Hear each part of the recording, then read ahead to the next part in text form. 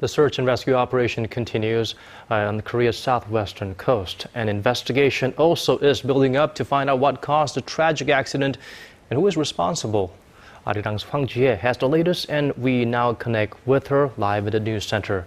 Ji-hye, I understand the prosecution's special investigation team has raided another maritime traffic control center. Yes, Danielle, and this one is on Jeju Island. Prosecutors and police investigating the case suspect officers there neglected their duty to monitor the area. They obtained CCTV footage and communication records and are currently analyzing the information. The officers have come under fire for not being aware of the seriousness of the situation at the time of the accident. On Saturday, the prosecution's special investigative unit raided the maritime traffic control center in Jindo, also over suspicions they had given up their responsibility for an area that they should have been monitoring. Now, all 15 crew members who were involved in the navigation of the sunken ferry are in custody and have been charged with negligent homicide, while the investigative team has wrapped up its probe into 3 crew members who were arrested earlier, including the captain Lee Jun-seok, and sent the case to the prosecution.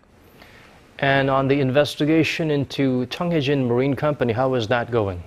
Well, the prosecutors have put a travel ban on the family of Yoo Byung-won, who's assumed to be the real owner of the ferry company, and the CEOs of the ferry company's affiliates.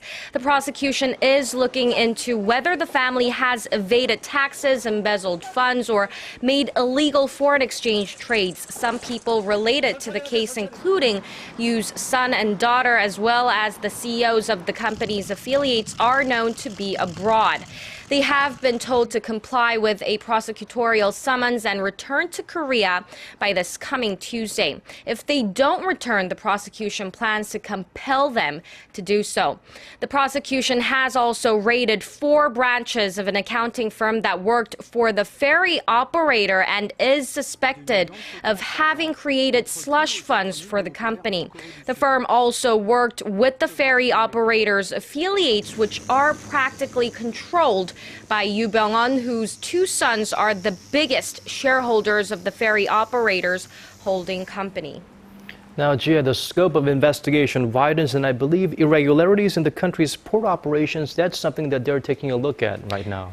Right, Daniel. The government has decided to strip the Korea Shipping Association of its authority to certify the safety of the nation's vessels. The Ministry of Oceans and Fisheries says that the decision was made because the association represents the shipping companies, which they determined is a conflict of interest when it comes to safety standards.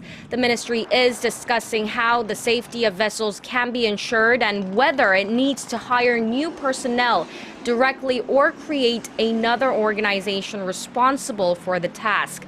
It added that an exact date has not yet been set for the action. The Land Ministry also said today that it will overhaul, actually on Sunday, that it will overhaul the nation's disaster manuals. It said it will wrap up its restructuring plan by the first half of this year.